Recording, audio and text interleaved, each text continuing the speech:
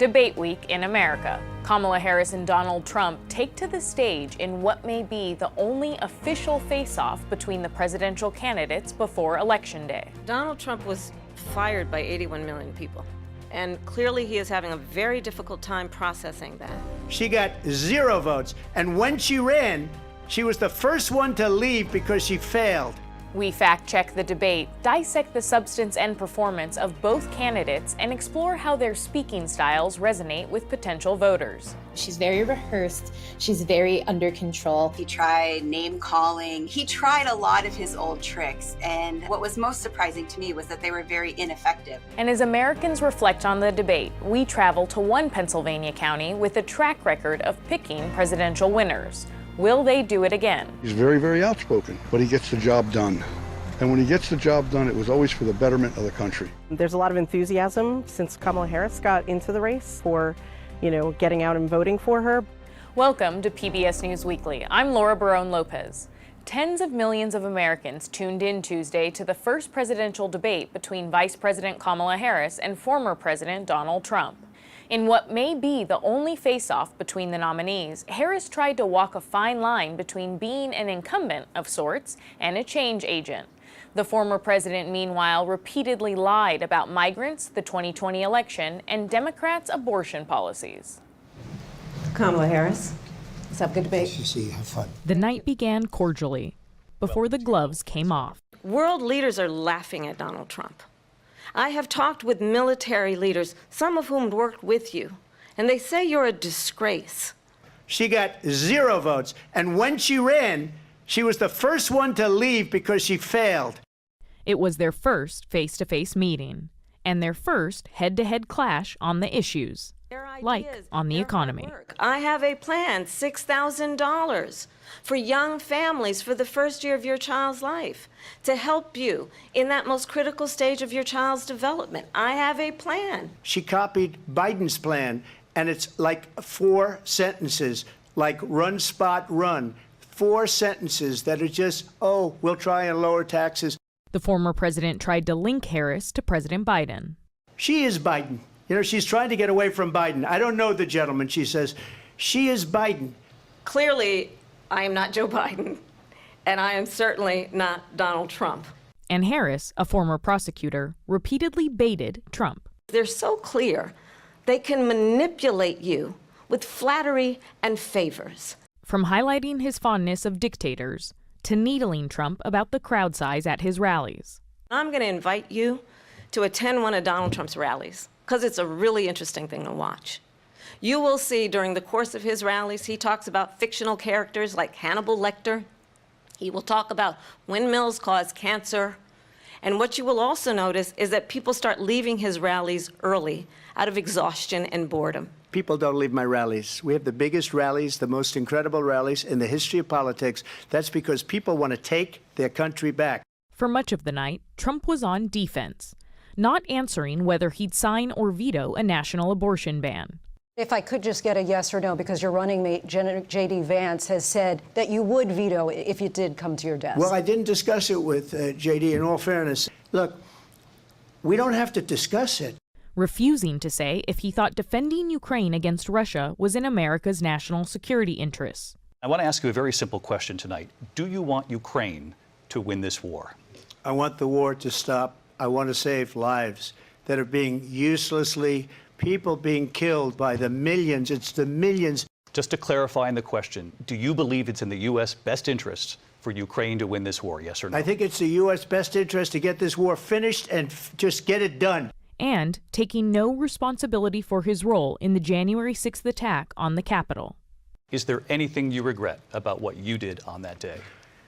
Yes or no? I had nothing to do with that other than they asked me to make a speech. Vice President Harris used that moment to appeal to undecided voters. It's time to turn the page. And if that was a bridge too far for you, well, there is a place in our campaign for you to stand for country, to stand for our democracy, to stand for rule of law, and to end the chaos. Moments after the debate ended, Harris picked up a superstar endorsement, Taylor Swift. And in a rare move for a presidential candidate, Trump went to the spin room afterward. Over the last 24 hours, in multiple Fox News interviews, Trump questioned whether he'd do another debate and said ABC should lose its license. It was 3-1. It was a rigged deal, as I assumed it would be. I think ABC took a big hit last night. I mean, to be honest, they're a news organization. They have to be licensed to do it. They ought to take away their license for the way they did that. Trump and Republicans were quick to attack the moderators for fact-checking him in real time, including on abortion. Her vice presidential pick says abortion in the 9th month is absolutely fine. He also says execution after birth. It's execution, no longer abortion, because the baby is born. There is no state in this country where it is legal to kill a baby after it's born. And on a debunked conspiracy theory about Haitian immigrants in an Ohio town eating pets, one that's been peddled by far-right activist and 9/11 truther Laura Loomer, who traveled with Trump to the debate. In Springfield, they're eating the dogs, the people that came in. They're eating the cats. They're eating the pets of the people that live there. ABC News did reach out to the city manager there. He told us there have been no credible reports of specific claims of pets being harmed, injured, or abused by individuals within the immigrant community. Well, I've seen people on television. Let me just say, Katie Sanders of PolitiFact defended the moderators. When a candidate is lobbing conspiracy theories, that's kind of a softball for a moderator, and it's particularly glaring if you don't address that. She said Harris was not immune from critique for leaving out finer details, but it was Trump who required more immediate fact-checking. I think one candidate, former President Trump, was repeating conspiracy theories that are pretty well known to be false at this point, and so it's almost easier to call those out in real time. Tomorrow, the race is back on, with less than 8 weeks to go before Election Day. NewsHour's Lisa Desjardins and I discussed the political fallout from Tuesday's debate with Jeff Bennett. So, Laura, the Harris campaign feels good about how last night went, both in terms of Harris's performance and the degree to which Donald Trump lost his composure multiple times last night. How does the debate, in their view, help her position in this campaign moving forward? Well, the campaign feels as though it helps her immensely, that essentially the momentum she has had since she jumped into the race, they feel as though it's only going to be furthered by the debate. And that's what a lot of Democrats that I spoke to said. They feel as though it's totally different than how they felt after that June debate between President Biden and Donald Trump. They particularly pointed out direct appeals that they feel Harris was wise to make to key voting blocs, specifically appealing to women on abortion, appealing to centrists and undecideds on January 6th, as we reported, and also a direct appeal to some 800,000 Polish Americans in Pennsylvania itself, specifically in her defense of Ukraine. And I also spoke to Jeff Duncan, a former lieutenant governor of Georgia, one of those Republicans that is backing Harris, and he said that Harris is making it hard for level-headed Republicans to vote for Trump again and is giving them a strong permission structure to vote for her. Lisa, meantime, Donald Trump is touting his debate performance. I think he said it was his best ever. It would be news if he didn't say that, right? But Lindsey Graham, one of his top allies, said it was a missed opportunity. How are other Republicans talking about his performance last night? You're right. The former president said he won the debate. He also said to Vice President Harris's the campaign idea that there will be another debate, he said he would consider it, but he said that's a sign that she lost because she wants a rematch.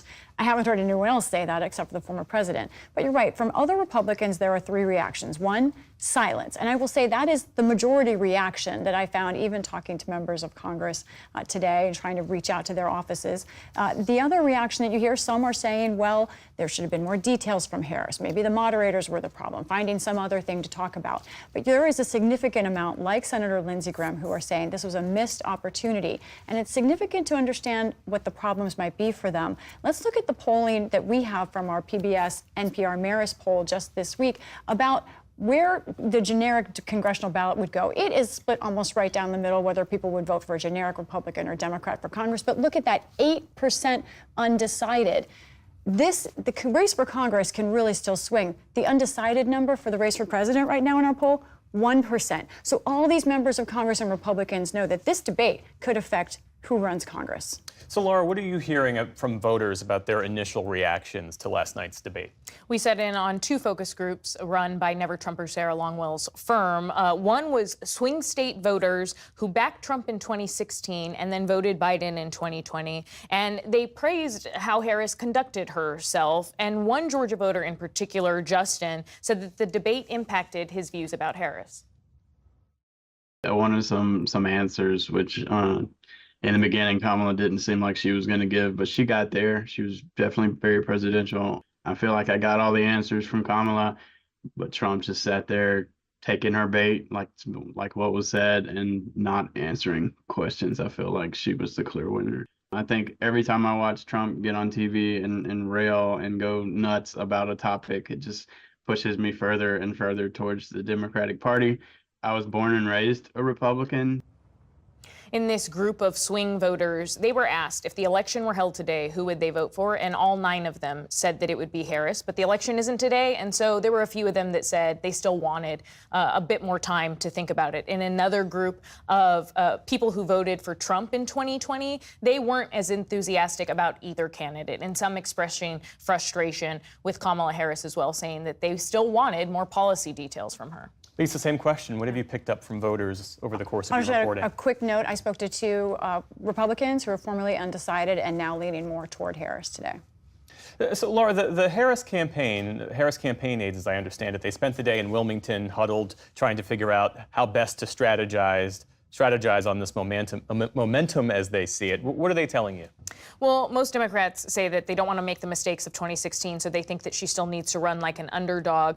And, to the point earlier about the fact that she's trying to appeal to these centrists, 2 lifelong Pennsylvania Republicans in those focus groups today said that the recent endorsement from Cheney is pushing them more towards Harris. So she's going to be hitting the ground in Pennsylvania, North Carolina in the days to come. Tim Walz will be in Michigan and Wisconsin. So they're not taking any breaks right now, Jeff. Lisa Desjardins, Laura Barone-Lopez, thanks so much.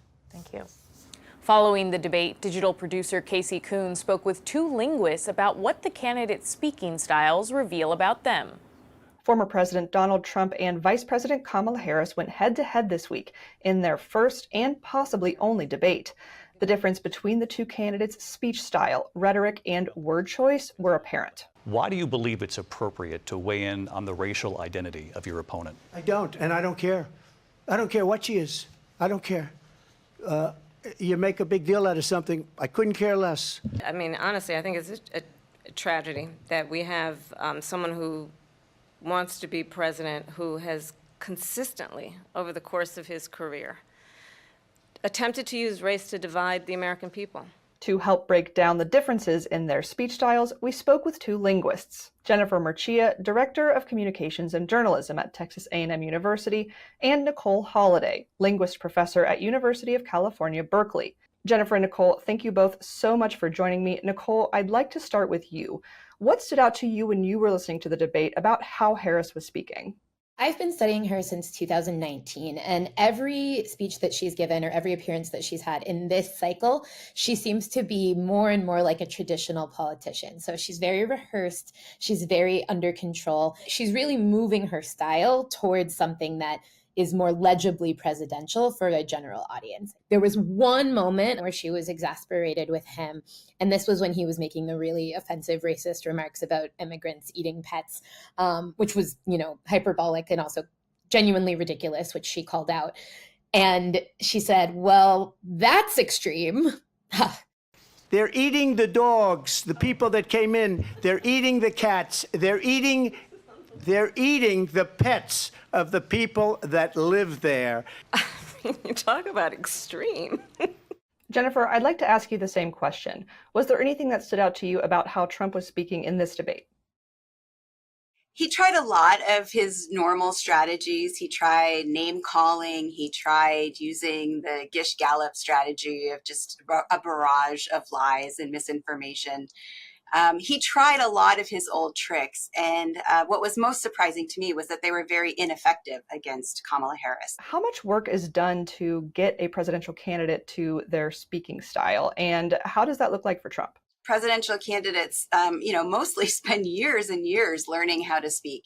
For Donald Trump, his speaking style was really honed through the experience that he had working in reality television. He learned from working on The Apprentice how to build a moment and build suspense, and he learned comedic timing.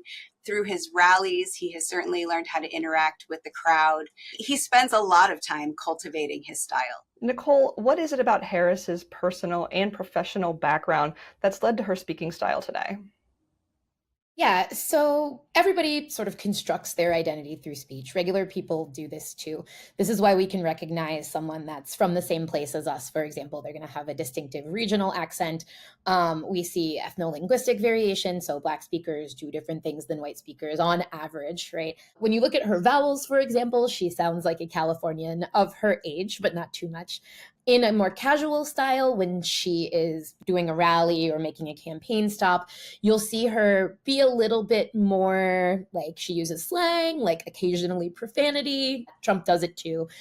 So she's got a sort of more I'm one of you kind of style than maybe a very traditional politician. She's Californian, she sounds Black, she sounds like a woman. And all of this is congruent with her identity, but also part of the brand that she is constructing for voters. What is it about Trump's background that informs how he speaks today, especially being a New Yorker? There is some of it that you can attribute to him being a New Yorker. For example, he was flustered and kept saying, "Terra, terra." So it could be evidence that he was just sort of flustered and he forgot that he was supposed to not have a New York City accent, but that was really notable as well. What is a style shift in the way a person speaks, especially in the context of a political candidate? The idea that you can have a more narrow range of style is usually a reflection of some linguistic and social privilege. When I've been talking with Black speakers and interacting with folks online, everyone's saying, well, duh, like every professional Black person in America knows how to use different styles when they are talking to white audiences versus Black audiences. We have lots of literature on this. So part of what's happened is the Trump campaign has seized on this stylistic difference that they see Harris do and tried to say that it's evidence of her inauthenticity. But it's not, right? It's just that she's a person that has had to learn to have different styles because of her background, because of her biography. And indeed, it's linguistically effective and pro-social to sound more like the audience that you're talking to in any given setting. Why does it matter that we even talk about how a person speaks, especially when it's a presidential candidate? So there are ways to communicate that are democratic. Inviting people to be persuaded, asking them to think like you do, to believe or value the things that you believe and value, to feel like you feel. That's an invitation. There are other ways to communicate which are completely authoritarian. And those are things like coercion and manipulation and propaganda. And so it's incredibly important as we examine, a potential leader of this nation to think about how they communicate and what that tells us about their commitment to democracy or to other forms of government. Nicole, I'd like to ask you the same thing. Why does it matter that we talk about how Harris speaks? Yeah, I agree with a lot of what Jennifer said. From my perspective, right, I tend to study these kind of micro level things, so like the vowels, the tone, and stuff like that. Everything about who we are comes out when we do that level of analysis. And so this has worked for and against candidates in the past. It could be a very large liability for voters to hear her as sounding Black. So she has to really walk this line of, I need to be legible to you, even though my identity as a multiracial person, as a child of immigrants, as a Californian, might not be so familiar. We're not used to listening to someone in power like her, or many Americans are not used to listening to someone like her. So she has to invent the way that a person with her biography sounds presidential. Jennifer Murcia with Texas A&M University and Nicole Holliday with UC Berkeley. Thank you both so much for joining me. Thank you. Thank you. Tuesday's presidential debate took place in Philadelphia, in a crucial swing state that could determine who wins the White House. Lisa recently traveled to one Pennsylvania county with a track record of picking the winner. Drive down a gravel road just past a cornfield, and you will find how Vice President Harris plans to win the election. If someone says, they're concerned about reproductive health care, you want to talk about Kamala Harris's opinions on that. In swing Northampton County, Pennsylvania, Democratic volunteers meet weekly to strategize before hitting the streets and pushing every way they can for Harris. Hello, my name is Vanessa, and I'm a volunteer with the Harris campaign. There's a lot of enthusiasm since Kamala Harris got into the race for, getting out and voting for her, but I think people are very, concerned. It's such a close race. Help people get involved, Lord, and help people work to save America. Several miles away in Northampton County, Republicans too are gathering for voter outreach. In one room, we see the span of the MAGA coalition. Some focused on Trump as a strong leader, at least 2 others on conspiracies. Among the things this woman told us is that Joe Biden is actually dead, replaced by a fake. For Rodney Nace, it's about Trump's track record. He voted for Barack Obama once, but is now all in on Donald Trump. He's very, very outspoken. I could be too if I get wound up, but he gets the job done. And when he gets the job done, it was always for the betterment of the country. Of the 3,000 counties in the country, just 25 of them voted with the winner in the last 4 presidential elections. Of the tiny amount in swing states, Northampton County was the closest in 2020. It voted for Joe Biden by less than 1 point. These are the steel stacks. Lifelong resident Carlos Diaz grew up with the lights of the Bethlehem steel plant. Every night, blue flames would shoot out of that. And you would hear the clanging and the banging, and there was always like a shh, shh, shh, shh, that never stopped. That was your childhood, all the time. That was the soundtrack to my childhood for sure. That was in the 80s, but within years, the plant shut down, snuffing out thousands of jobs that were the town's economic lifeline. Did those jobs ever come back? No. They shifted a portion of them down to Maryland, but the majority of them were lost and gone for good. Carlos is a truck driver and a lifelong Democrat voting for Harris. Like her, he opposes abortion bans, and as the father of a son with autism, he was appalled at attacks on VP nominee Tim Walz's son, who has a nonverbal learning disorder. Perhaps most of all, Carlos sees the working class at stake. These people who are not part of the 1%, who are not corporations, why they would think it's in their economic self-interest to vote Republican is beyond me. I cannot comprehend that. Joe Biden went to a union picket line? How amazing was that? A sitting president on a union picket line. That just made my heart swell. Northampton has an industrial draw. It's a key corridor between major East Coast cities. But it is also a compact version of the whole state, with urban areas like Bethlehem, lush rural farms, and middle-class suburbs. Who says that? Like in Easton, where Jackie Kroll today is watching her grandson. A retired school teacher, she's centered on family and her faith. I am voting for Donald Trump. It's policy over personality for me.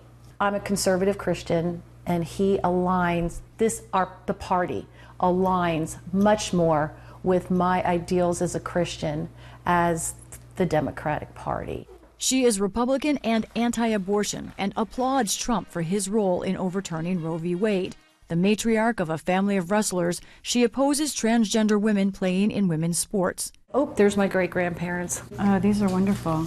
Jackie's politics are also rooted in family. Immigrant grandparents from Germany and Italy, once Democrats. My grandmother used to say, when I was a little girl, Democrats are for the poor, Republicans are for the rich. If she were alive today, she would be a Republican, no question about it. Because the Democrat Party of her day is not the Democrat Party today. Jackie blames Democrats and Harris for high prices from food to homes and for what she sees as a lower work ethic. I'm very work hard, don't expect the government to take care of you, do what you have to do for your family. Doesn't mean you're going to be millionaires, but you will have a comfortable living if you work hard. That idea unifies this swing county, hard work. But the divide is everywhere, like at the popular Fagley's Brew Pub. At the bar, a veteran for Trump is struggling in this economy. I haven't been able to finance a house because the rates are too high. A few feet away, a group of hard no's on Trump see a threat to rights and democracy. I generally just do not think that Mr. Trump could lead the country at all. One thing we noticed, We did not find any Democrats for Trump, but we did meet Republicans against him. What don't you like about Trump? Where do I start? Like Dolores Cole. We met her at that Republican event. She's been in the party 62 years and does not mince words about Trump, noting he's a convicted felon, or about Trump voters. They just worship their God, who is Trump, and that's it. He can do no wrong, even though he does, so they don't think for themselves. I'm thinking for myself and for my country. Love for country is evident here, along with strong divide over what that means. Like so much else in Northampton County, who wins here likely will come down to one thing: who works the hardest. For the PBS NewsHour, I'm Lisa Desjardins in Northampton County, Pennsylvania. Thanks for watching this episode of PBS News Weekly. Up next, the PBS NewsHour.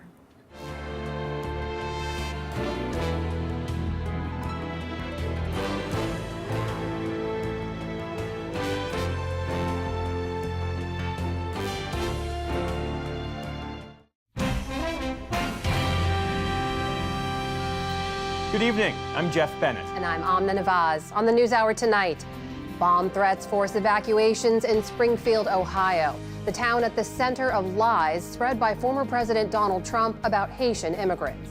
President Biden meets the UK's Prime Minister as Western leaders debate whether to allow Ukraine to use long-range weapons inside Russia. And at the start of a new school year, universities try to get a better handle on protests over the Israel-Hamas war without stifling students' free speech.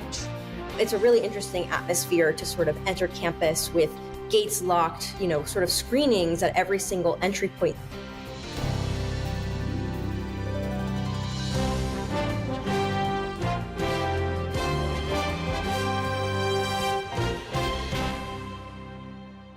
Major funding for the PBS NewsHour has been provided by the ongoing support of these individuals and institutions, and friends of the NewsHour, including Jim and Nancy Bildner, and the Robert and Virginia Schiller Foundation, the Judy and Peter Bloom Kovler Foundation, upholding freedom by strengthening democracies at home and abroad.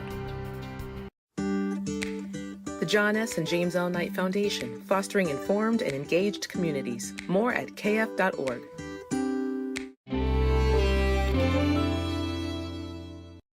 And with the ongoing support of these individuals and institutions.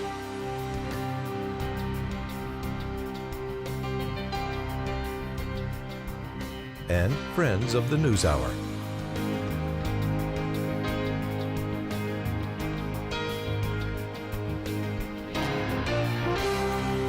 This program was made possible by the Corporation for Public Broadcasting and by contributions to your PBS station from viewers like you. Thank you. Welcome to the NewsHour. After facing off earlier this week on a Philadelphia debate stage and standing together in New York for the September 11th anniversary, former President Donald Trump and Vice President Kamala Harris are on opposite ends of the country today. Harris is focusing her energy on speaking to Pennsylvania voters tonight, while Trump spoke to reporters at his golf club on the California coast. There, the former president escalated his attacks on Haitian immigrants in Springfield, Ohio. Laura Barone-Lopez has this report. It was the single biggest. Outside of Los Angeles today, former President Trump railed against California Governor Gavin Newsom, claimed President Joe Biden hates Kamala Harris, and attacked ABC for fact-checking him at the debate. I was right about the crime stats going way up. The fact is the FBI didn't report them because the new numbers were just released, and you'll see the kind of numbers that we're talking about went not only up, but up at record levels like nobody's seen before. And Trump continued to target the Haitian immigrant community in Springfield, Ohio. In Springfield, Ohio, 20,000 illegal Haitian migrants have descended upon a town of 58,000 people, destroying their way of life. The Republican nominee for president has repeatedly attacked Haitians this week, lying about them eating pets. Recording of 911 calls even show residents are reporting that the migrants are walking off with the town's geese. They take in the geese. You know where the geese are? In the park, in the lake. And even walking off with their pets. My dog's been taken. My dog's been stolen. This can only happen. These people are the worst. I'm telling you. Yesterday, a bomb threat prompted the Springfield City Hall to evacuate. And today, 2 elementary schools and a middle school face the same threats, prompting evacuations and closures. City officials have consistently denied any credible reports of pets being harmed by immigrants. Most of the Haitian migrants in Springfield are there legally, and many are there under temporary protected status. Still, Trump and his running mate, J.D. Vance, doubled down Friday, with Vance suggesting that the Haitian immigrants were bringing diseases to Springfield. On the South Lawn of the White House today, President Biden condemned the attacks on the Haitians in Springfield. Simply wrong. There's no place in America. This has to stop. Though much of Trump's speech in Tucson, Arizona last night repeated baseless claims about migrants, he also made a new promise to working-class voters. I'm also announcing that as part of our additional tax cuts, we will end all taxes on overtime. You know what that means? Think of that. At a campaign rally in Michigan on Thursday, Governor Tim Walz dismissed Trump's baseless claims about the Haitian immigrants. He said a lot of weird stuff, too, so I'm just going to say that. And that was, you tell me you had this on your bingo card, and they're eating cats, And in North Carolina last night, Vice President Harris took aim at Trump's debate performance, highlighting his promise to get rid of the Affordable Care Act. And as he said in the debate, he made clear he has no plan to replace it. In fact, you remember? Concept. You remember? He has, quote, concepts of a plan. Harris left D.C. today for Pennsylvania, making a stop at a small business in Johnstown before heading to a rally in Wilkes-Barre tonight. Got to earn every vote. And that means spending time with folks in the communities where they live. And so that's why I'm here. We're going to be spending a lot more time in Pennsylvania. And Laura is here with us in studio alongside Lisa Desjardins. So Laura, when the vice president says we have to earn every vote, what does that look like for the Harris campaign in this post-debate phase? Well, the Harris campaign says that they are in a, quote, more aggressive phase of the campaign since the debate. They've launched 3 new ads since the debate, all highlighting exchanges in that debate, including ones on abortion, as well as Harris saying that she wants to represent all Americans. They're also doing more targeted interviews, Jeff. Harris did one today with a local Pennsylvania anchor. She's going to be joining a live stream next week with Oprah Winfrey that is going to be with a lot of local grassroots groups, including ones that are targeting Black voters, Latino voters, rural voters, you name it, across the board. And so her campaign is trying to make her available much more in the battleground states. She's also expected to potentially sit down with the National Association of Black Journalists as early as next week, because right now, even though she is still trying to reach undecided voters, that small sliver, Jeff, she very much is trying to close that enthusiasm gap that President Biden had with the key elements of her base. I want to ask you about this far-right activist, this woman, Laura Loomer, who's been traveling with Donald Trump. Who is she, and why does she have Donald Trump's ear? So Laura Loomer is well known to us at the NewsHour as well as to politicians and reporters across the board, but she's not as well known to most Americans, Jeff. She is a far-right activist who ran unsuccessfully for Congress. She's an online conspiracy theorist who has described herself as, quote, a proud Islamophobe and, quote, pro-white nationalism. She recently also spread lies about Haitian immigrants eating pets in Ohio, and she also recently made racist comments about Kamala Harris on social media site X. She said, if Kamala Harris wins, the White House will smell like curry, and White House speeches will be facilitated with a call center, and the American people will only be able to convey their feedback through a customer satisfaction survey at the end of the call, and nobody will understand. That's received a lot of backlash from Republicans as well as Democrats. And why does it matter, Jeff? Because she traveled with the president to the debate as well as on September 11th. And she is also a known 9/11 truther, has spread conspiracy theories about 9/11. Former President Trump was asked about Laura Loomer today, and he did not disavow her, did not condemn her comments, specifically when asked about her 9/11 conspiracy theories. He instead said that she is a supporter of his, who is a free spirit and a strong person. A free spirit. Okay. So, Lisa, how are Republicans responding to all of this? Even Trump Republicans, as Laura mentioned, are responding quickly. They think they see the danger here politically for this association, and that includes some Trump Republicans who themselves have had extreme speech. When I look at this posting on social media from Marjorie Taylor Greene, here's what she wrote about Laura Loomer. This does not represent President Trump. This type of behavior should not be tolerated ever. But it's not just that side of the Trump spectrum. Also, Tom Tillis, somewhat more moderate Trump supporter from North Carolina, wrote, Laura Loomer is a crazy conspiracy theorist who regularly utters disgusting garbage. But the fact remains that Trump has not disassociated himself from her as much as some of his supporters will. And I want to talk about voters who support Trump. We've been to so many Trump events, and while most Trump supporters, I would say I talk about his characteristics, a significant group at every single rally I attend raise conspiracy theories with me. The woman who thought Joe Biden was dead. Another woman in New Hampshire who told me she was sure that Mother Teresa was a man, and by the way, the father of Anthony Fauci. These would be laughable things, except these are very widespread. I talked to someone who studies conspiracy theory today about when these kinds of things can take hold. Generally speaking, conspiracy theories are more likely to form for big, frightening, dangerous events than smaller events. So if there's an event that you view as very threatening, say you think that the other political candidate is going to destroy your way of life, if they win, you're more likely to believe conspiracy theories about that. And JP and I talked about, and she raised the fact that Trump has literally said that if he's not elected, U.S. democracy itself will end. And he himself has put conspiracy theories out there. So this does not happen in a vacuum.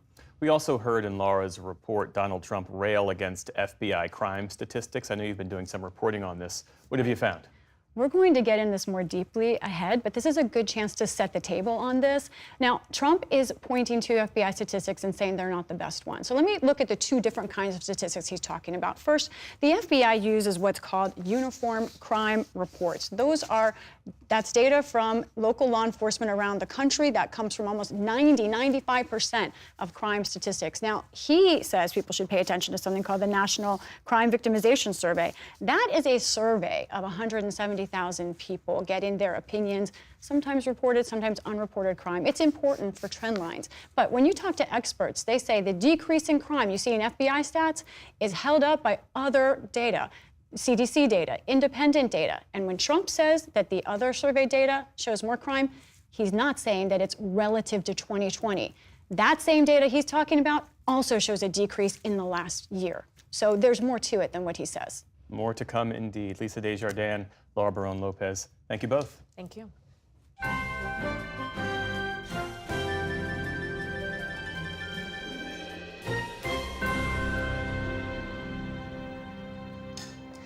In the day's other headlines, more than 30,000 factory workers at Boeing went on strike today, all but shutting down production of several of their top-selling planes, including the 737 MAX.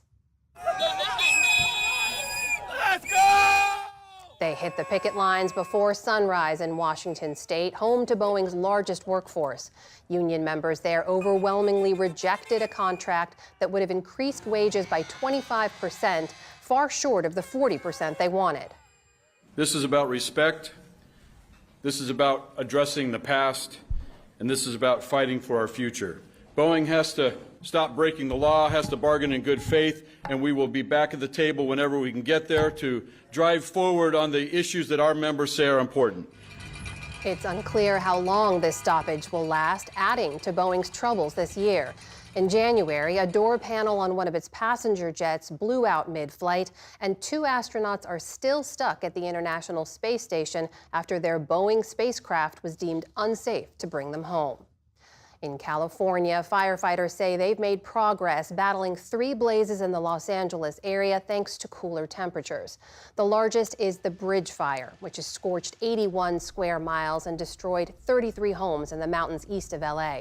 Some residents have been able to return to their communities, only to see their homes and belongings reduced to ash. It's tough. You know, we lost a lot of our holiday stuff, Christmas, obviously decorations. We don't have anything for Christmas. We lost, kids stuff, tools. This one just came so fast. I don't think anybody was prepared to move as fast as it had come.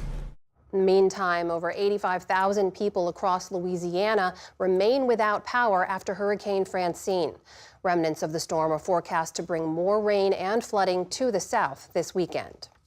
Returning to politics, in rare remarks to reporters about the U.S. presidential election, Pope Francis was critical of Vice President Harris's abortion rights stance and former President Trump's xenophobia towards migrants, calling them both, quote, anti-life. The pontiff did not refer to Harris or Trump by name, but referenced the difficult choice for U.S. voters. In genere si dice che non votare è brutto. Generally, it is said that not voting is ugly. It is not good. You must vote, and you must choose the lesser evil. Who is the lesser evil? I don't know. Everyone in conscience, think about it and do this. Although rare, it wasn't the first time Pope Francis weighed in on a U.S. election. In 2016, he said Trump's plan to build a wall along the U.S.-Mexico border was, quote, not Christian. North Korea today gave a rare glimpse into one of its secret facilities that produces weapons-grade uranium, images of their nuclear capability not seen by the outside world in nearly 15 years. The undated photographs show the country's leader, Kim Jong-un, touring rows of centrifuges at the undisclosed facility. State media reported that Kim stressed the need to, quote, exponentially increase the country's nuclear supply. The White House said today that it's continuing to monitor North Korea's nuclear ambitions, including its ballistic missile technology. The State Department slapped new sanctions against Russian state media known as RT. It accuses the outlet of working with the Russian military and raising funds for weapons and equipment, going beyond past sanctions for spreading propaganda and disinformation. At a briefing in Washington, Secretary of State Antony Blinken warned of RT's influence around the world. RT wants its new covert intelligence capabilities, like its long-standing propaganda and disinformation efforts, to remain hidden. Our most powerful antidote to Russia's lies is the truth. It's shining a bright light on what the Kremlin is trying to do under the cover of darkness. The sanctions include RT's parent company, TV Novosti, and other Russian state-run media. 3 U.S. citizens were sentenced to death by a military court in Congo today. They're among 37 defendants who were convicted for their role in a failed coup back in May. The coup leader's son was one of the 3 Americans sentenced. Marcel Malonga said it was his first time in Congo and said his father threatened to kill him if he didn't participate. His former high school football teammate, Tyler Thompson, was also sentenced, along with Benjamin Zalman Polin, who reportedly knew the elder Malonga through a gold mining company. All of the defendants have 5 days to appeal. To the fallout from the war in Gaza now, another top Israeli commander has resigned over the military's failure to stop or prevent Hamas's October 7th attack. Yossi Suriel is the second top intelligence official to step down this year. But despite rising calls for accountability, Prime Minister Benjamin Netanyahu says any hindsight into the failures of that day should wait until after the war. The World Health Organization has approved the use of a vaccine to combat Mpox in adults, paving the way for some of the most vulnerable people in the world's poorest countries to get protection from the virus. Supplies are limited. Bavarian Nordic is the only manufacturer of the vaccine. So the WHO says it will create a mechanism to fairly distribute them along with tests and treatment. The WHO also said people under 18 may use the vaccine in an outbreak where the benefits outweigh the potential risks. Wall Street closed out its best week of the year as investors look forward to the Federal Reserve's decision on rate cuts next week. The Dow Jones gained nearly 300 points, coming close to its all-time high. The Nasdaq tacked on over 100 points to finish higher for a 5th straight day. The S&P was up 30 points.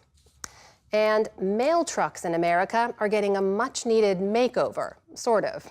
The U.S. Postal Service has rolled out its next-gen delivery vehicles, for now just in Athens, Georgia. They are taller and boxier than ever before, but despite their awkward shape, drivers couldn't be more thrilled to ditch the older models, which date all the way back to 1987. At first glance, it's different. However, it's designed in a way that somebody you can tell that they didn't have appearance in mind. They had safety, they had the way we maneuver, they thought everything through. Most of the trucks are electric, and they are finally equipped with air conditioning, critical for those hot summer routes. The fleet will expand to 60,000 vehicles over the next few years. Still to come on the NewsHour, the push to restore the UK's military might. Jonathan Capehart and Ramesh Ponnuru weigh in on the week's political headlines. And a designer makes his mark on the art world one button at a time. This is the PBS News Hour from WETA Studios in Washington and in the West from the Walter Cronkite School of Journalism at Arizona State University.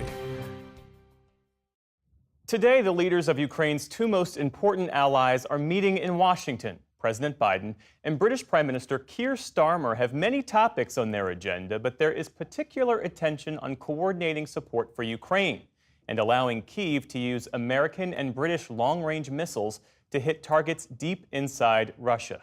Nick Schifrin is here following that story. So, Nick, how are the U.S. and the UK trying to coordinate their overall strategy for Ukraine? Jeff, Ukraine and its partners have a strategic goal to try and convince Russian President Vladimir Putin that Ukraine and its soldiers can outlast Putin, can outlast Russia, and with the help of Western weapons, inflict massive casualties on Russia's military on the battlefield. And today in the White House, President Biden said the U.S.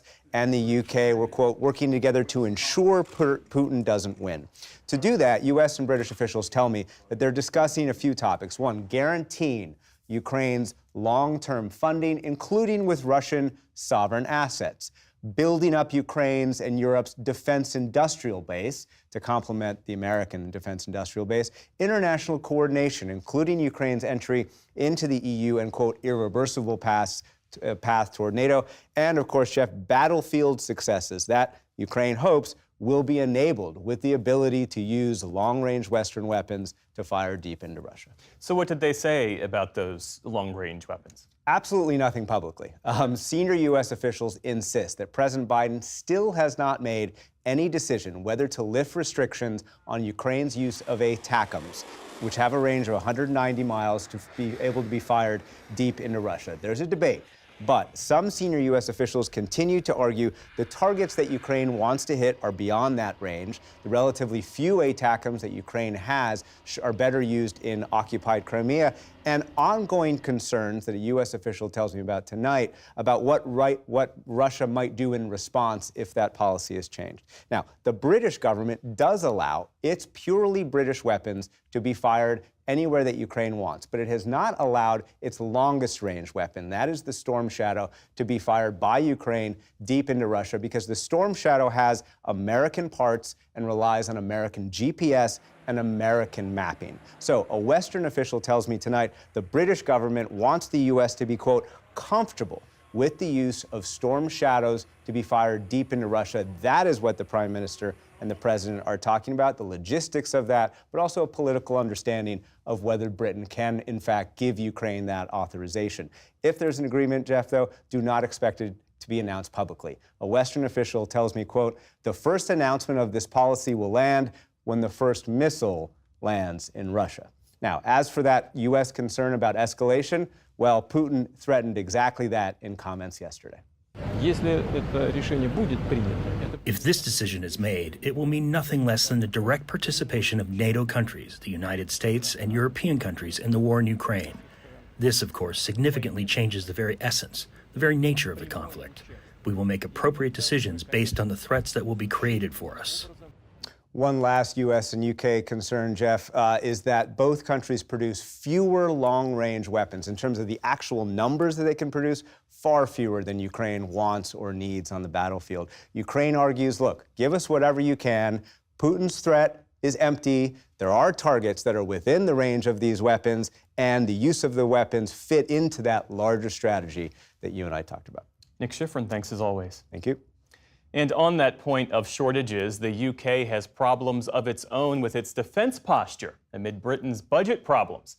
The British Army's new chief has warned it could lose its next conflict unless it increases its fighting power. But as special correspondent Malcolm Brabant reports, Military leaders are steeling themselves for more cuts from Starmer's new government.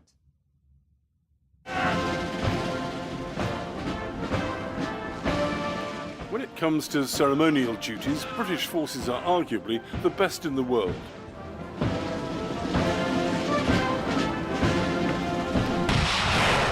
But in these volatile times, Britain is a shadow of its former glorious military self.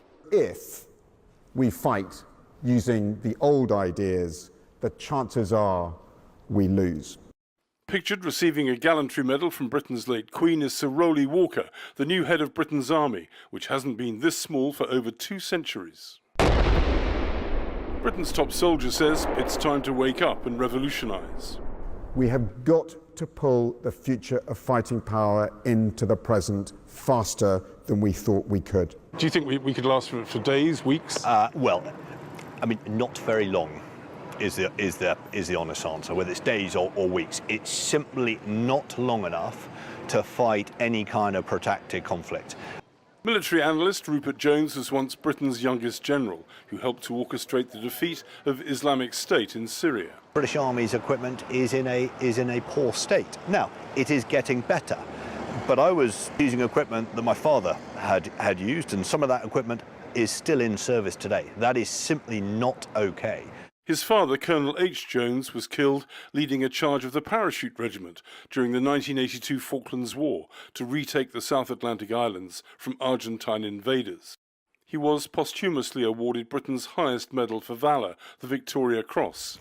Since then, Britain's fighting prowess has not diminished, but its ability to wage war has. Our war-fighting equipment is simply not fit for purpose. That's terrifying. It is. It is.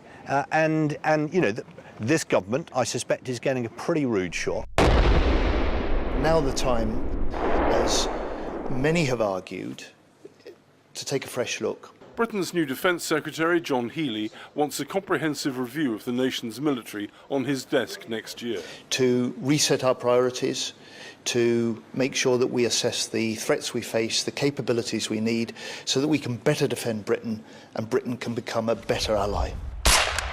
A strong UK is just tremendous for the West, tremendous for America. Robert O'Brien was President Trump's national security advisor.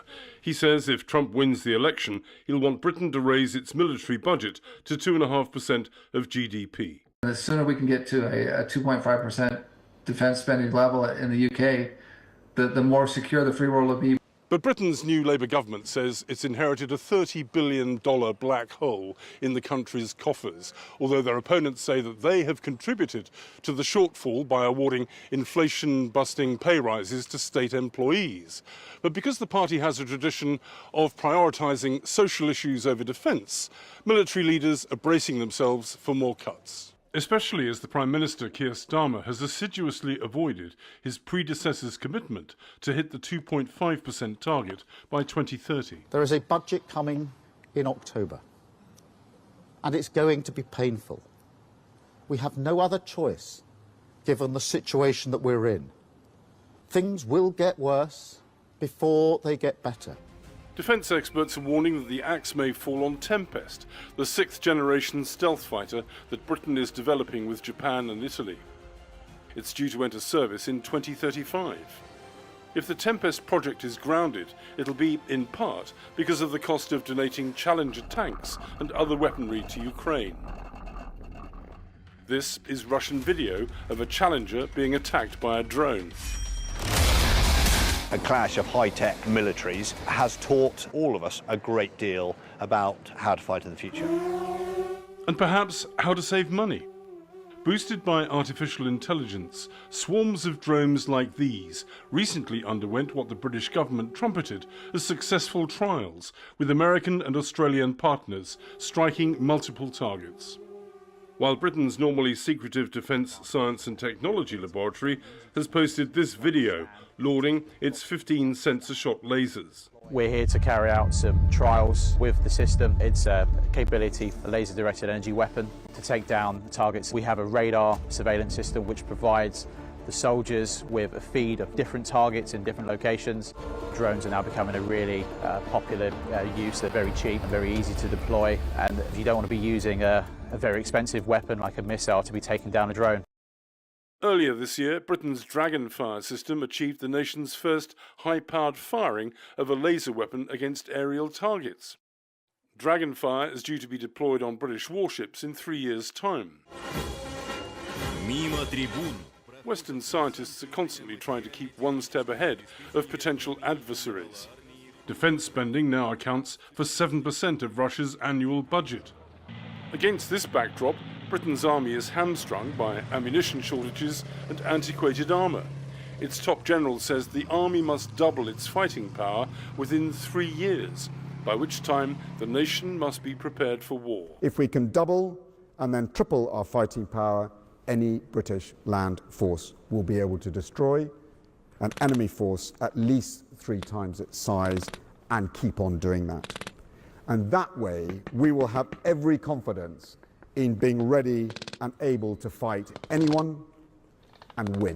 Do you think people are sleepwalking into the next war? No, I'm no believer in inevitability. I think it's absolutely right that security experts, defence experts keep us honest and warn us of the threats that we face. You know, what defence is there to do fundamentally is to deter adversaries. The stronger we are, the stronger the deterrence, the less likely there is to be a war. But all the indications are that the government will override the generals, despite warnings that political short-termism is a gamble in an ever-dangerous world. For the PBS News Hour, I'm Malcolm Brabant in southern England.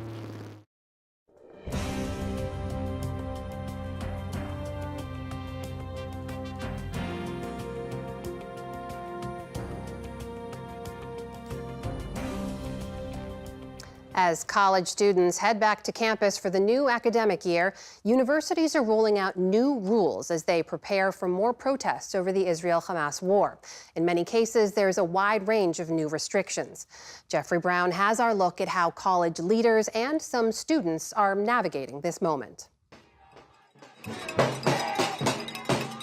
At Columbia University in New York, one flashpoint for last spring's campus turmoil, long lines formed outside the gates as classes began.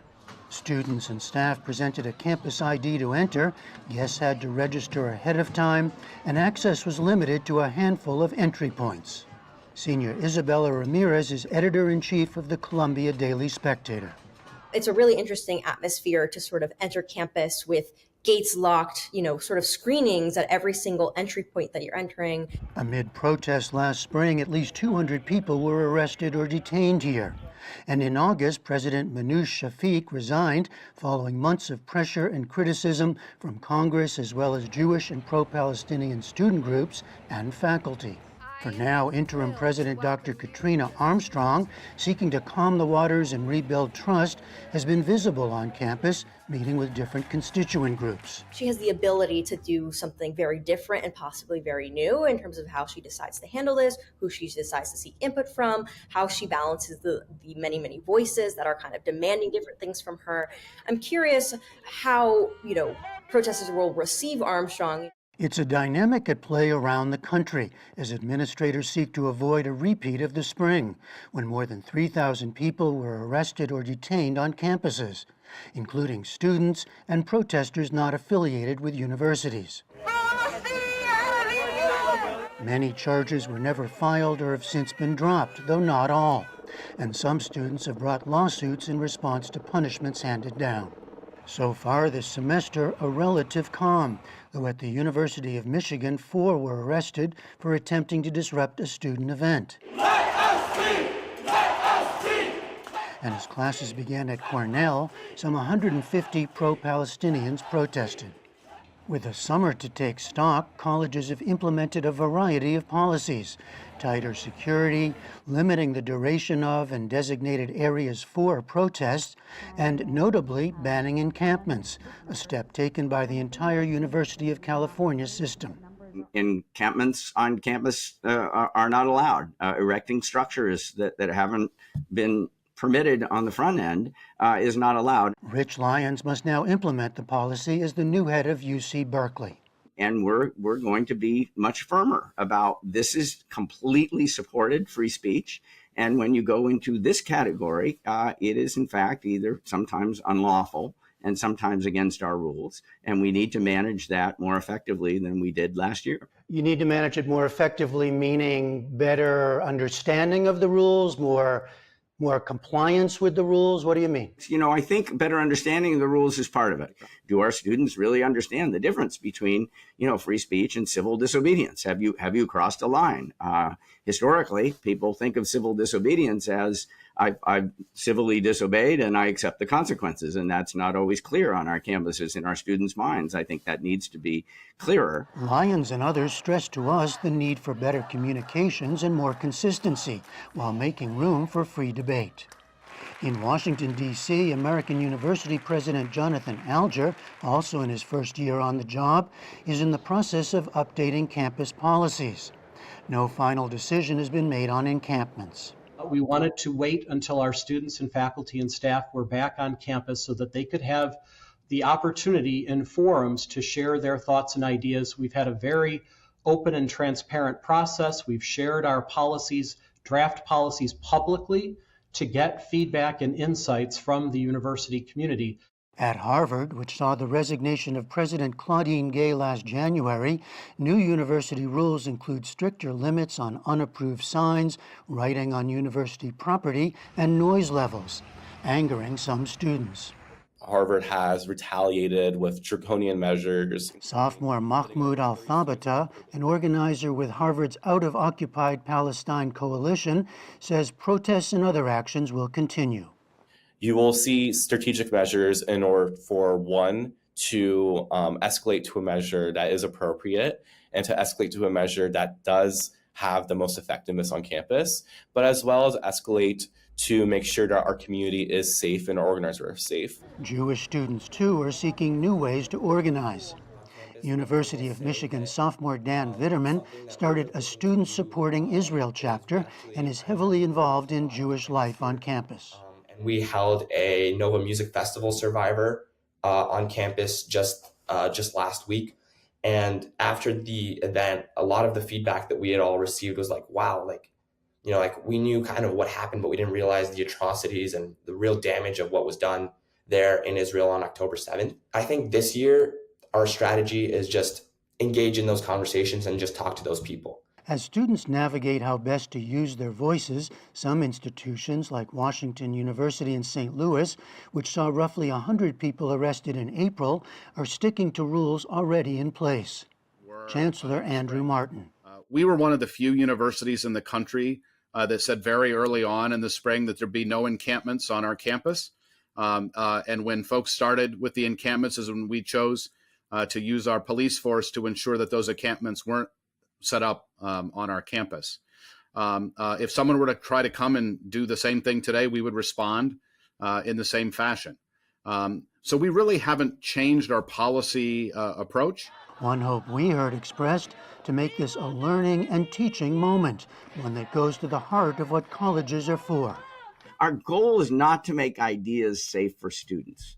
It's to make students safe for ideas. We are platforms for difficult ideas to match up against each other and have it out in an idea sense, but not in a personal violence sense. So we need to manage those things. I think universities across the country and world have got better over the last year at that.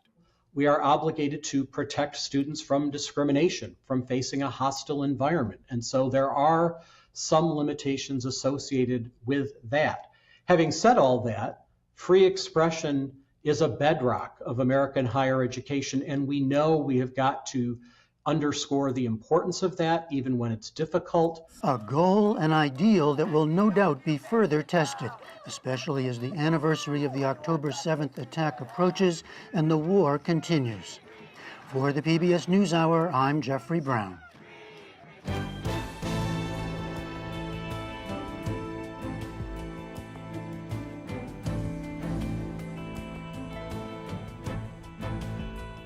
The presidential debate marks a major moment in the race for the White House, and Donald Trump comes under scrutiny for conspiracy theories. On that and more of the week's news, we turn to the analysis of Capehart and Panuru.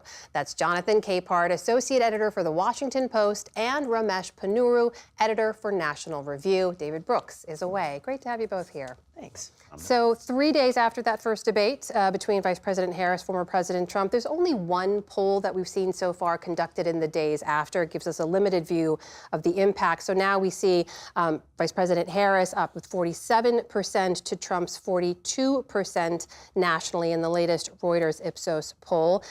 Jonathan, it's hard to say just yet what the impact of the debate will be. We hope there'll be more polls coming up soon, but the Harris campaign clearly feels good about what happened. I guess the question is, did she do enough in the debate to answer questions that voters had about who she is as a leader and her policies? Well, for being honest, yes and no. And the Harris campaign should be excited about where things are. They went into the debate with the momentum at their back, and her performance arguably was superb.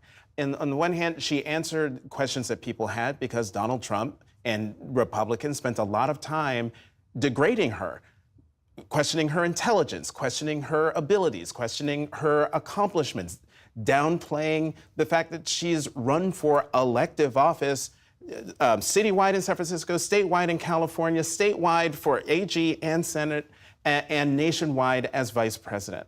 And she showed up on that stage, and as we say, she showed up and she showed out, and showed that she was able to more than handle the debate, the man across from her, and to run the country. And this is, I think, the fault of debates these days. Anyone who was expecting a deep dive in policy at this debate had their expectation. They had the wrong expectations. 2016, Hillary Clinton was blasted, criticized by a lot of people for having too many plans, too many policies. And now people are criticizing Kamala Harris, Vice President Harris, for not having enough plans. But if you watch her rallies, as I have done, I watched both of their rallies, you know, she said in the debate, the opportunity economy, and some people said, well, she didn't say what that was. Mm-hmm. She's been talking about it on the campaign trail for weeks now. Ramesh, we knew going in that she was going to try to goad Donald Trump into reacting. She did. He went for it time and again on crowd size, on immigration, topic after topic. That worried a lot of Republicans I talked to. Did it worry you? Well, I think that it worried a lot of the people around Donald Trump, and he was, of course, on notice that was going to happen. But he appears to be just congenitally incapable of resisting taking the bait. And I suspect that one of the reasons that some of the people around him are probably all right with the idea that he's not going to do another one is that he would follow the exact same pattern if he had that debate again. So she had flaws as a debater, but he had something more like a meltdown. It may not show up in the polls because I think this is going to be a tight race all the way through. But there's no question who did better and who did worse in that debate. So you don't believe it'll show up in the polls? Do you think that debate will have any impact on his support? I think that anything that happens in this race is going to have a small effect on the overall numbers, but that could still be a big effect in terms of the percentage of undecided voters that are still out there, because this is trench warfare, and it's, I think, going to stay that way through the end of the election. You agree with that, Jonathan? And do you think they should debate again? Absolutely. Well, do you think? Yeah, I want them to debate again. And look, as an American, I would like for them to debate again. And I would like for that next debate to actually be focused on policy. But as Ramesh just pointed out, Donald Trump is congenitally incapable of not dealing in grievance. And one of the great things Vice President Harris did on that debate stage was she threw out the bait, he took it, he threw some stuff back, she pivoted and talked about what she wanted to do. And I would like another debate between the two of them so we can talk about things like, okay, you both say you want to no longer tax tips. How's that going to work? Today he's talking about no more taxes on overtime. I'm sorry, really? Or how about let's talk about his tariffs plan? Have her explain more about the opportunity economy and how you're going to pay for it.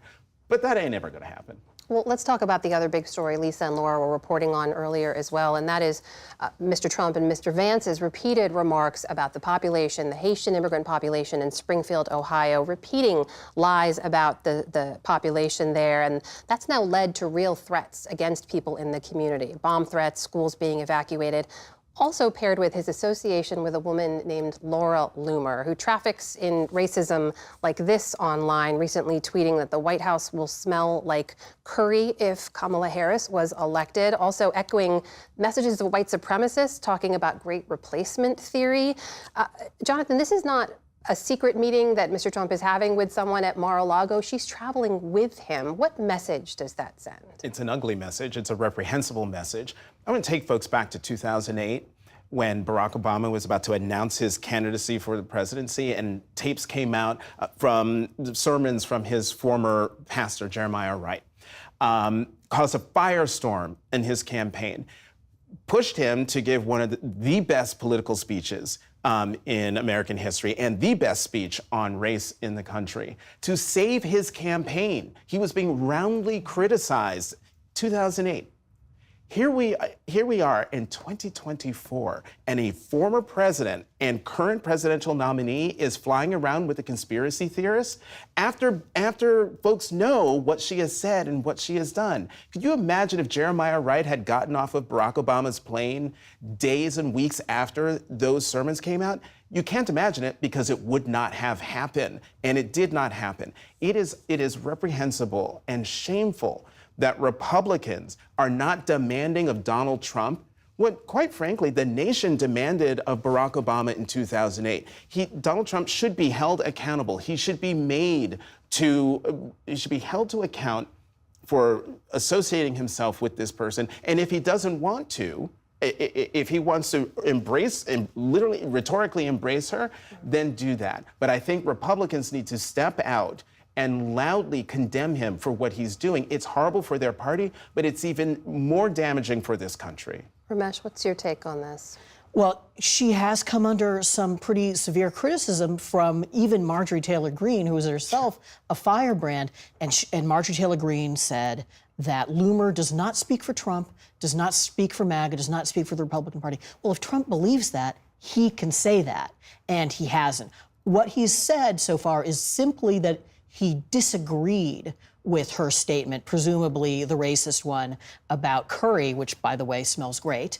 And what he didn't say was anything like, this is disgusting, I had no idea she was this kind of person. He doesn't care about that sort of thing. As long as she supports him, that makes her a good person in his eyes. And we've heard, as you mentioned, Marjorie Taylor Greene saying this doesn't represent the party, but Donald Trump is the leader of the party. He is their presidential nominee, and we haven't heard a lot of outcry from other Republicans.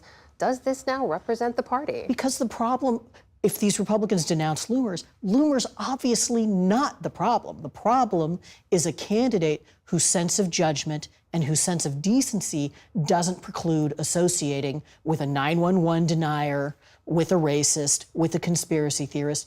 As long as she supports him, he thinks that that's fine. So the relevant trend here worth digging into is this yawning gender gap I've been keeping an eye on. It's 18 points between the candidates by one measure. That's larger than it was in 2020, larger than it was in 2016.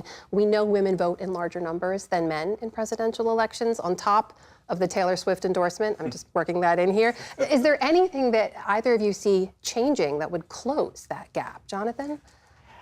I wonder how much the fear-mongering that Donald Trump is engaging in will pull some of these women back. And I want to be clear about something.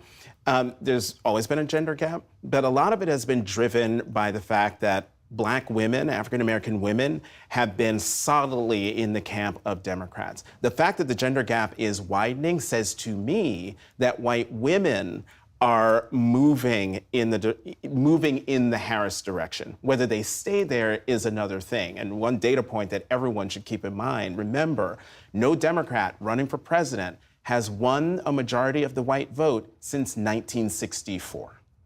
Young Hispanic men, young African-American men have also shown some signs of being more open to Trump. That's also expanding the gender gap. One other thing to watch in this is what happens with married women and married men versus single women and single men? Because that's another gap, a marriage gap. With married women in 2020, they narrowly went for Trump. Is that going to happen again, or are they going to be turned off by him? 30 seconds left. Do you see anything coming from former President Trump that speaks to that demographic right now? I think that it is very hard to ascertain what Trump's strategy is at the moment. The things that he needed to do at the debate, for example, was define her, and he was too busy talking about himself to do that. Ramesh Ponnuru, Jonathan Capehart, great to have you both here. Thank you so much. Thanks, Anna. And we'll have much more coverage of the presidential race online, including a conversation with two linguists about what Trump and Harris's respective speaking styles say about them as candidates. Every speech that she's given or every appearance that she's had in this cycle, she seems to be more and more like a traditional politician. So she's very rehearsed. She's very under control. She's really moving her style towards something that is more legibly presidential for a general audience. For Donald Trump, his speaking style was really honed through the experience that he had working in reality television. He learned from working on The Apprentice how to build a moment and build suspense, and he learned comedic timing. Through his rallies, he has certainly learned how to interact with the crowd. He spends a lot of time cultivating his style. You can find that full conversation on our YouTube page.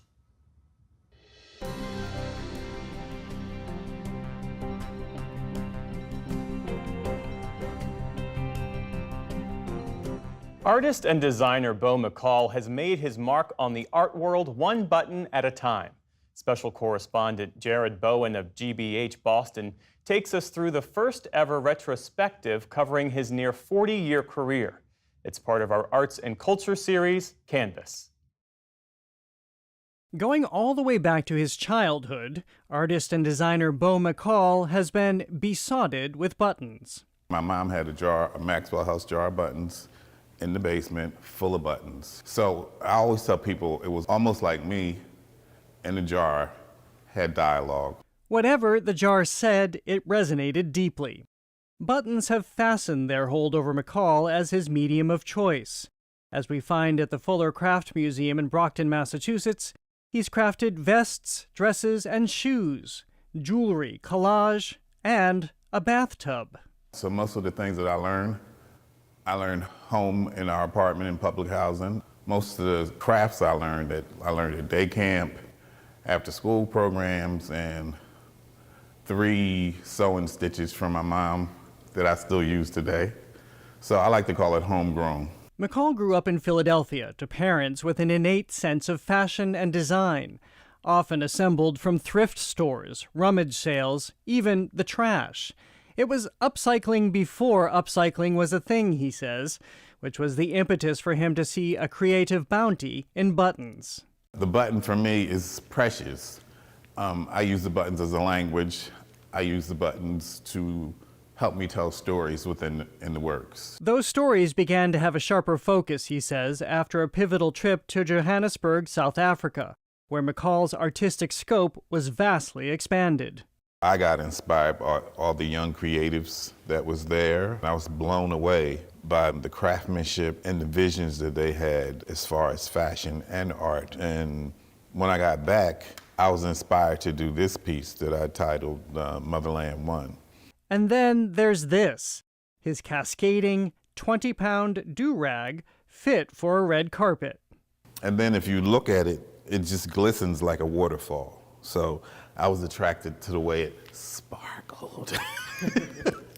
And then I had buttons commissioned about hair care. So there's an afro pick, you have an afro comb, you have the afro silhouette. So you have different variations of how black folks wear their hair. McCall often wears his creations, but the headdress was designed for Solio, the artist's partner and the curator of this show. It always makes you want to stand up right. It really gives you a sense of empowerment and beauty and strength and courage. They're descriptors that could also apply to McCall, who moved to New York in the late 1980s. Buttons helped him banish a lifelong shyness and emerge as a designer and darling of the Harlem Institute of Fashion. All at a time, says Solio, when McCall used his work to both bolster and document an LGBTQ community marginalized by the AIDS crisis. He designed disco wear and assembled collages of his friends frolicking. And so you see how his friends lived through all of those different periods in their lives, and what helped them get through those challenging social circumstances was their love for each other, their friendship and their bonds. I see it as a love story between Bo and the button and material. Beth McLaughlin is the artistic director and chief curator of the Fuller Craft Museum, and says she's been especially drawn to McCall's skill at elevating the otherwise humble button. And I think in contemporary craft in particular, our whole field is based on this notion of skilled making and really taking these materials that we live with every day, that we touch every day, and transforming them into works of art. A significant percentage of those buttons, by the way, have been entrusted to McCall over the years. While some are especially sourced, the best ones, he says, have a telltale sign of their rich history. They smell like mildew. Most of the time, they've been sitting in somebody's house, in somebody's basement, in a jar somewhere, in the blue cookie tin or the old cigar box. And they've probably been around for years. Those were buttons when people really focus on the creativity in the button itself. So that gets me excited.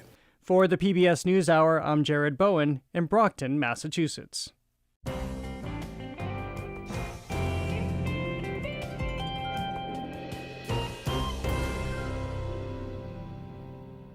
And be sure to tune in to Washington Week with The Atlantic tonight. Jeffrey Goldberg and his panel will discuss the state of the 2024 presidential race now that voters have had the chance to see Vice President Harris and former President Trump go head-to-head in a debate. And on PBS News Weekend, what the success of a housing assistance program for veterans can teach officials about tackling homelessness. And that is the News Hour for tonight. I'm Jeff Bennett. And I'm Amna Nawaz. On behalf of the entire News Hour team, thank you for joining us and have a great weekend. Debate week in America. Kamala Harris and Donald Trump take to the stage in what may be the only official face-off between the presidential candidates before Election Day. Donald Trump was fired by 81 million people, and clearly he is having a very difficult time processing that. She got 0 votes, and when she ran, she was the first one to leave because she failed. We fact-check the debate, dissect the substance and performance of both candidates, and explore how their speaking styles resonate with potential voters. She's very rehearsed. She's very under control. He tried name calling. He tried a lot of his old tricks. And what was most surprising to me was that they were very ineffective. And as Americans reflect on the debate, we travel to one Pennsylvania county with a track record of picking presidential winners. Will they do it again? He's very, very outspoken, but he gets the job done. And when he gets the job done, it was always for the betterment of the country. There's a lot of enthusiasm since Kamala Harris got into the race for, getting out and voting for her. Welcome to PBS News Weekly. I'm Laura Barone Lopez. Tens of millions of Americans tuned in Tuesday to the first presidential debate between Vice President Kamala Harris and former President Donald Trump. In what may be the only face-off between the nominees, Harris tried to walk a fine line between being an incumbent of sorts and a change agent. The former president, meanwhile, repeatedly lied about migrants, the 2020 election, and Democrats' abortion policies. Kamala Harris, let's have a good debate. Have fun. The night began cordially before the gloves came off. World leaders are laughing at Donald Trump. I have talked with military leaders, some of whom worked with you, and they say you're a disgrace. She got 0 votes, and when she ran, she was the first one to leave because she failed. It was their first face-to-face meeting and their first head-to-head clash on the issues, like on the economy. I have a plan, $6,000 for young families for the first year of your child's life to help you in that most critical stage of your child's development. I have a plan. She copied Biden's plan, and it's like 4 sentences, like run, spot, run. 4 sentences that are just, we'll try and lower taxes. The former president tried to link Harris to President Biden. She is Biden. She's trying to get away from Biden. I don't know the gentleman, she says. She is Biden. Clearly, I am not Joe Biden, and I am certainly not Donald Trump.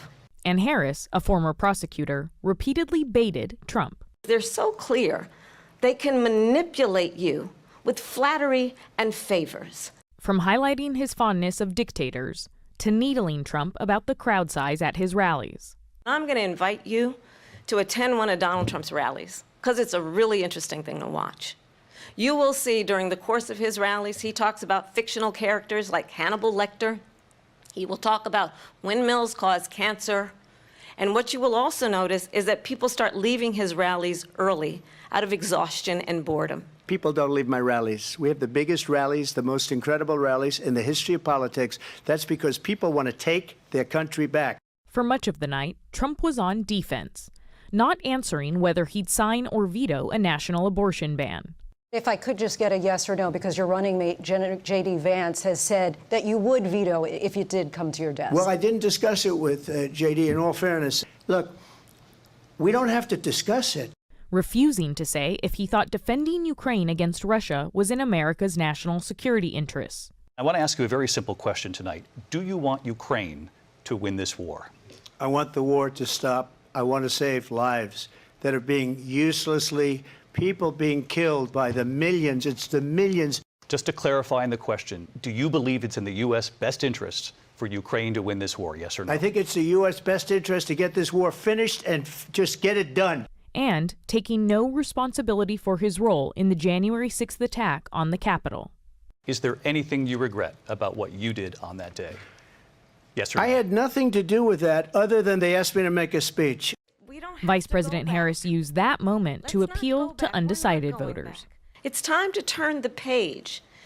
And if that was a bridge too far for you, well, there is a place in our campaign for you to stand for country, to stand for our democracy, to stand for rule of law, and to end the chaos. Moments after the debate ended, Harris picked up a superstar endorsement, Taylor Swift. And in a rare move for a presidential candidate, Trump went to the spin room afterward. Over the last 24 hours, in multiple Fox News interviews, Trump questioned whether he'd do another debate and said ABC should lose its license. It was 3-1. It was a rigged deal, as I assumed it would be. I think ABC took a big hit last night. I mean, to be honest, they're a news organization. They have to be licensed to do it. They ought to take away their license for the way they did that.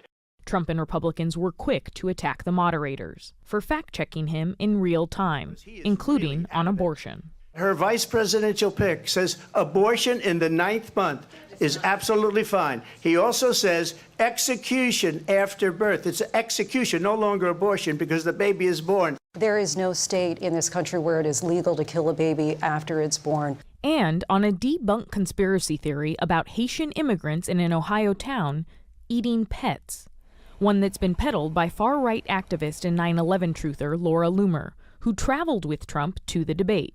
In Springfield, they're eating the dogs, the people that came in. They're eating the cats. They're eating the pets of the people that live there. ABC News did reach out to the city manager there. He told us there have been no credible reports of specific claims of pets being harmed, injured, or abused by individuals within the immigrant community. Well, I've seen people on television. Let me just say, Katie Sanders of PolitiFact defended the moderators. When a candidate is lobbing conspiracy theories, that's kind of a softball for a moderator, and it's particularly glaring if you don't address that. She said Harris was not immune from critique for leaving out finer details, but it was Trump who required more immediate fact-checking. I think one candidate, former President Trump, was repeating conspiracy theories that are pretty well known to be false at this point, and so it's almost easier to call those out in real time. Tomorrow, the race is back on, with less than 8 weeks to go before Election Day. NewsHour's Lisa Desjardins and I discussed the political fallout from Tuesday's debate with Jeff Bennett. So, Laura, the Harris campaign feels good about how last night went, both in terms of Harris's performance and the degree to which Donald Trump lost his composure multiple times last night. How does the debate, in their view, help her position in this campaign moving forward? Well, the campaign feels as though it helps her immensely, that essentially the momentum she has had since she jumped into the race, they feel as though it's only going to be furthered by the debate. And that's what a lot of Democrats that I spoke to said. They feel as though it's totally different than how they felt after that June debate between President Biden and Donald Trump. They particularly pointed out direct appeals that they feel Harris was wise to make to key voting blocs, specifically appealing to women on abortion, appealing to centrists and undecideds on January 6th, as we reported, and also a direct appeal to some 800,000 Polish Americans in Pennsylvania itself, specifically in her defense of Ukraine. And I also spoke to Jeff Duncan, a former lieutenant governor of Georgia, one of those Republicans that is backing Harris, and he said that Harris is making it hard for level-headed Republicans to vote for Trump again and is giving them a strong permission structure to vote for her. Lisa, meantime, Donald Trump is touting his debate performance. I think he said it was his best ever. It would be news if he didn't say that, right? But Lindsey Graham, one of his top allies, said it was a missed opportunity. How are other Republicans talking about his performance last night? You're right. The former president said he won the debate. He also said to Vice President Harris's the campaign idea that there will be another debate. He said he would consider it, but he said that's a sign that she lost because she wants a rematch. I haven't heard anyone else say that except for the former president. But you're right. From other Republicans, there are three reactions. One, silence. And I will say that is the majority reaction that I found even talking to members of Congress today and trying to reach out to their offices. The other reaction that you hear, some are saying, well, there should have been more details from Harris. Maybe the moderators were the problem, finding some other thing to talk about. But there is a significant amount, like Senator Lindsey Graham, who are saying this was a missed opportunity. And it's significant to understand what the problems might be for them. Let's look at the polling that we have from our PBS NPR Marist poll just this week about where the generic congressional ballot would go. It is split almost right down the middle, whether people would vote for a generic Republican or Democrat for Congress. But look at that 8% undecided. The race for Congress can really still swing. The undecided number for the race for president right now in our poll, 1%. So all these members of Congress and Republicans know that this debate could affect who runs Congress. So, Laura, what are you hearing from voters about their initial reactions to last night's debate? We sat in on two focus groups run by Never Trumper Sarah Longwell's firm. One was swing state voters who backed Trump in 2016 and then voted Biden in 2020. And they praised how Harris conducted herself. And one Georgia voter in particular, Justin, said that the debate impacted his views about Harris. I wanted some answers, which in the beginning, Kamala didn't seem like she was going to give, but she got there. She was definitely very presidential. I feel like I got all the answers from Kamala, but Trump just sat there taking her bait, like what was said, and not answering questions. I feel like she was the clear winner. I think every time I watch Trump get on TV and rail and go nuts about a topic, it just pushes me further and further towards the Democratic Party. I was born and raised a Republican.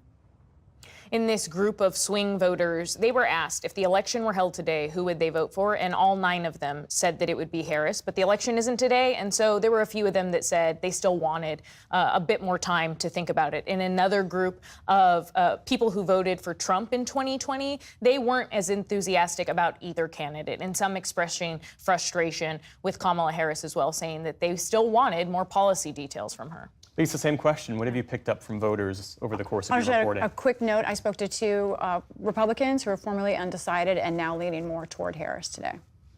So, Laura, the Harris campaign aides, as I understand it, they spent the day in Wilmington, huddled, trying to figure out how best to strategize on this momentum as they see it. What are they telling you? Well, most Democrats say that they don't want to make the mistakes of 2016, so they think that she still needs to run like an underdog. And, to the point earlier about the fact that she's trying to appeal to these centrists, 2 lifelong Pennsylvania Republicans in those focus groups today said that the recent endorsement from Cheney is pushing them more towards Harris. So she's going to be hitting the ground in Pennsylvania, North Carolina in the days to come. Tim Walz will be in Michigan and Wisconsin. So they're not taking any breaks right now, Jeff. Lisa Desjardins, Laura Barone-Lopez, thanks so much. Thank you. Following the debate, digital producer Casey Coon spoke with 2 linguists about what the candidates' speaking styles reveal about them. Former President Donald Trump and Vice President Kamala Harris went head-to-head this week in their first and possibly only debate.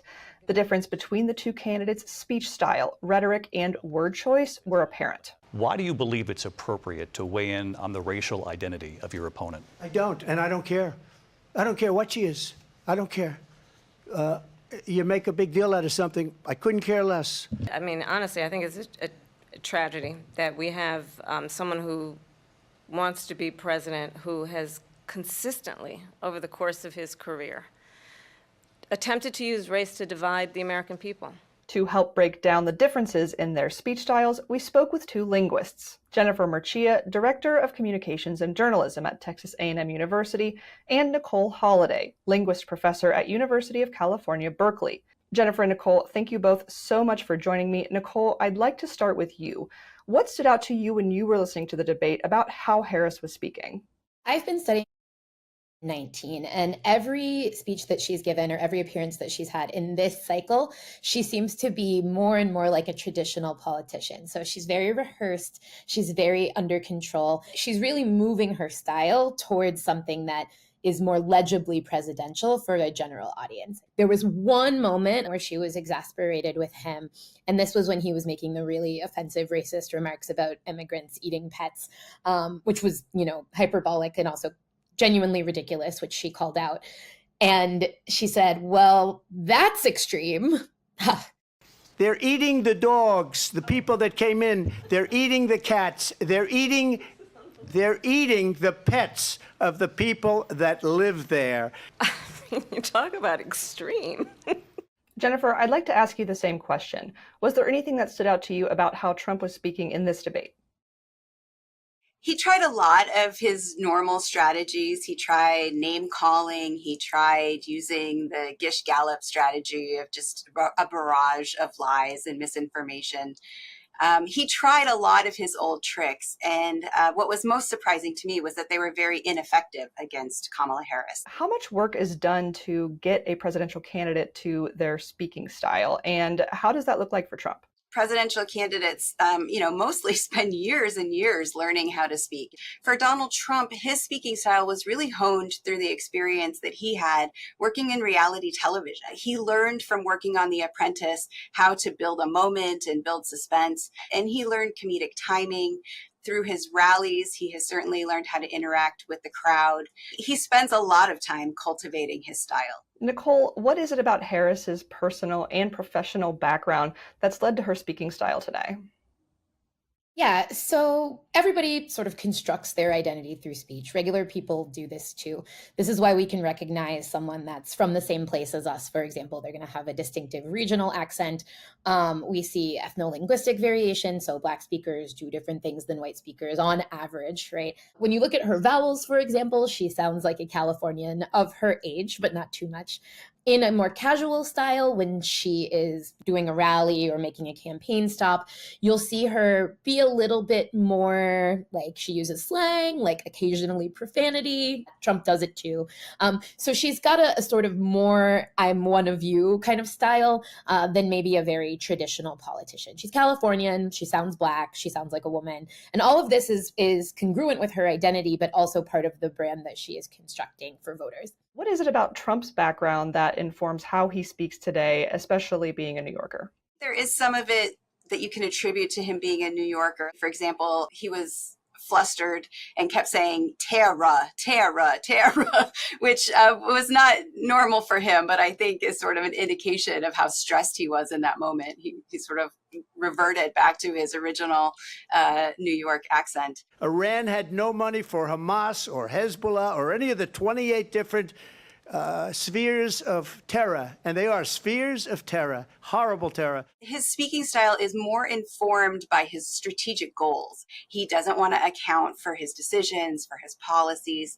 He wants to dominate. So his speaking style reflects that. Jennifer, I'm really glad that you mentioned that about his New York accent coming out. The linguists I follow online were all like, what's happening with his R's? So this is a very notable sort of stigmatized feature of New York City English to when you have a final R for it to sort of become part of the vowel. So instead of terror, he was saying terra. And the interpretation from a sociolinguist is this person has lost control because when we are using our formal style, we're usually very carefully monitoring the style. And so anything that is regional and potentially stigmatized is usually something you're not going to use. And so it could be evidence that he was just sort of flustered and he forgot that he was supposed to not have a New York City accent. But that was really notable as well. What is a style shift in the way a person speaks, especially in the context of a political candidate? The idea that you can have a more narrow range of style is usually a reflection of some linguistic and social privilege. When I've been talking with Black speakers and interacting with folks online, everyone's saying, well, duh, like every professional Black person in America knows how to use different styles when they are talking to white audiences versus Black audiences. We have lots of literature on this. So part of what's happened is the Trump campaign has seized on this stylistic difference that they see Harris do and tried to say that it's evidence of her inauthenticity. But it's not, right? It's just that she's a person that has had to learn to have different styles because of her background, because of her biography. And indeed, it's linguistically effective and pro-social to sound more like the audience that you're talking to in any given setting. Why does it matter that we even talk about how a person speaks, especially when it's a presidential candidate? So there are ways to communicate that are democratic. Inviting people to be persuaded, asking them to think like you do, to believe or value the things that you believe and value, to feel like you feel. That's an invitation. There are other ways to communicate which are completely authoritarian. And those are things like coercion and manipulation and propaganda. And so it's incredibly important as we examine, a potential leader of this nation to think about how they communicate and what that tells us about their commitment to democracy or to other forms of government. Nicole, I'd like to ask you the same thing. Why does it matter that we talk about how Harris speaks? Yeah, I agree with a lot of what Jennifer said. From my perspective, right, I tend to study these kind of micro level things, so like the vowels, the tone, and stuff like that. Everything about who we are comes out when we do that level of analysis. And so this has worked for and against candidates in the past. It could be a very large liability for voters to hear her as sounds presidential. Jennifer Murcia with Texas A&M University and Nicole Holliday with UC Berkeley. Thank you both so much for joining me. Thank you. Thank you. Tuesday's presidential debate took place in Philadelphia, in a crucial swing state that could determine who wins the White House. Lisa recently traveled to one Pennsylvania county with a track record of picking the winner. Drive down a gravel road just past a cornfield, and you will find how Vice President Harris plans to win the election. If someone says, they're concerned about reproductive health care, you want to talk about Kamala Harris's opinions on that. In swing Northampton County, Pennsylvania, Democratic volunteers meet weekly to strategize before hitting the streets and pushing every way they can for Harris. Hello, my name is Vanessa, and I'm a volunteer with the Harris campaign. There's a lot of enthusiasm since Kamala Harris got into the race for getting out and voting for her, but I think people are very, concerned. It's such a close race. Help people get involved more and help people work to save America. Several miles away in Northampton County, Republicans too are gathering for voter outreach. In one room, we see the span of the MAGA coalition, some focused on Trump as a strong leader, at least two others on conspiracies. Among the things this woman told us is that Joe Biden is actually dead, replaced by a fake. For Rodney Nace, it's about Trump's track record. He voted for Barack Obama once, but is now all in on Donald Trump. He's very, very outspoken. I could be too if I get wound up, but he gets the job done. And when he gets the job done, it was always for the betterment of the country. Of the 3,000 counties in the country, just 25 of them voted with the winner in the last 4 presidential elections. Of the tiny amount in swing states, Northampton County was the closest in 2020. It voted for Joe Biden by less than 1 point. These are the steel stacks. Lifelong resident Carlos Diaz grew up with the lights of the Bethlehem steel plant. Every night, blue flames would shoot out of that. And you would hear the clanging and the banging, and there was always like a shh, shh, shh, shh, that never stopped. That was your childhood, all the time. That was the soundtrack to my childhood for sure. That was in the 80s, but within years, the plant shut down, snuffing out thousands of jobs that were the town's economic lifeline. Did those jobs ever come back? No. They shifted a portion of them down to Maryland, but the majority of them were lost and gone for good. Carlos is a truck driver and a lifelong Democrat voting for Harris. Like her, he opposes abortion bans, and as the father of a son with autism, he was appalled at attacks on VP nominee Tim Walz's son, who has a nonverbal learning disorder. Perhaps most of all, Carlos sees the working class at stake. These people who are not part of the 1%, who are not corporations, why they would think it's in their economic self-interest to vote Republican is beyond me. I cannot comprehend that. Joe Biden went to a union picket line? How amazing was that? A sitting president on a union picket line. That just made my heart swell. Northampton has an industrial draw. It's a key corridor between major East Coast cities. But it is also a compact version of the whole state, with urban areas like Bethlehem, lush rural farms, and middle-class suburbs. Who says that? Like in Easton, where Jackie Kroll today is watching her grandson. A retired school teacher, she's centered on family and her faith. I am voting for Donald Trump. It's policy over personality for me.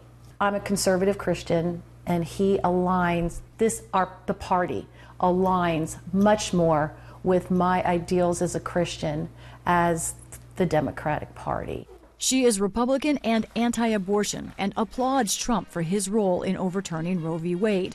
The matriarch of a family of wrestlers, she opposes transgender women playing in women's sports. Oh, there's my great-grandparents. Oh, these are wonderful. Jackie's politics are also rooted in family. Immigrant grandparents from Germany and Italy, once Democrats.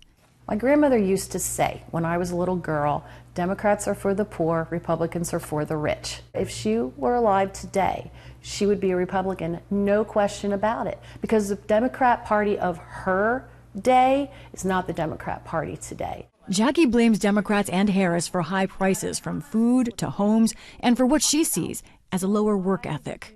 I'm very work hard, don't expect the government to take care of you, do what you have to do for your family. Doesn't mean you're going to be millionaires, but you will have a comfortable living if you work hard.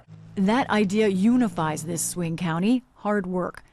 But the divide is everywhere, like at the popular Fagley's Brew Pub. At the bar, a veteran for Trump is struggling in this economy. I haven't been able to finance a house because the rates are too high. A few feet away, a group of hard no's on Trump see a threat to rights and democracy. I generally just do not think that Mr. Trump could lead the country at all. One thing we noticed, we did not find any Democrats for Trump, but we did meet Republicans against him. What don't you like about Trump? Where do I start? Like Dolores Cole. We met her at that Republican event. She's been in the party 62 years and does not mince words about Trump, noting he's a convicted felon, or about Trump voters. They just worship their God, who is Trump, and that's it. He can do no wrong, even though he does, so they don't think for themselves. I'm thinking for myself and for my country. Love for country is evident here, along with strong divide over what that means. Like so much else in Northampton County, who wins here likely will come down to one thing: who works the hardest.